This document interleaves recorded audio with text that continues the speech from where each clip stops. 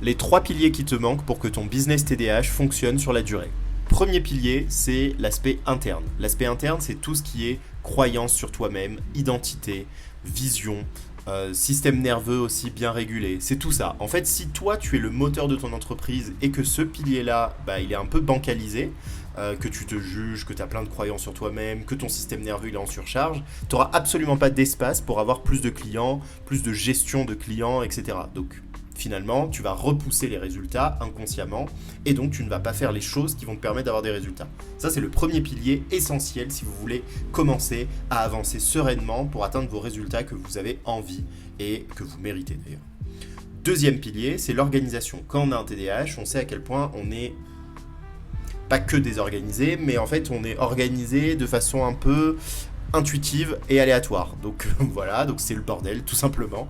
Et donc nous-mêmes, on a tendance à se perdre sur les tâches qu'on a besoin de faire, qu'est-ce qui est le plus important. Et comme on a notre cortex préfrontal qui est assez bourré quand on a un TDAH, on ne connaît pas les priorités, on ne sait pas ce qu'on doit faire en premier et au final on se retrouve à procrastiner, mais en activité. C'est-à-dire qu'on fait des actions qui ne servent à rien pour notre business et pour l'atteinte de nos objectifs. Ça, pareil, c'est un des piliers hyper importants quand vous avez un TDAH, c'est apprendre à s'organiser avec votre TDAH. Donc pas en essayant de mettre en place des choses qui ne vous correspondent pas, mais en partant de vous pour créer une organisation qui va être adaptée pour atteindre les résultats que vous voulez.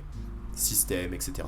Et ensuite, le troisième pilier qui est essentiel aussi pour avoir un business qui tourne et qui se fructifie, c'est avoir une stratégie marketing qui correspond à ce qu'on a envie de faire, à notre vision des choses, à nos valeurs et aux résultats qu'on a envie d'atteindre. Et quand vous avez une stratégie qui correspond à tout ça, quand je dis stratégie, ça ne veut pas dire forcément d'aller prospecter des gens alors que vous détestez la prospection, voilà, par exemple, et du coup derrière, vous allez avoir l'énergie de le faire et surtout, vous allez avoir l'envie de le faire. Donc quand vous avez envie, du coup, vous allez le faire. Donc du coup, on crée tout ça. Si un des piliers ne va pas ou si les trois ne vont pas, aujourd'hui, je vous invite vraiment à prendre votre audit business offert avec moi.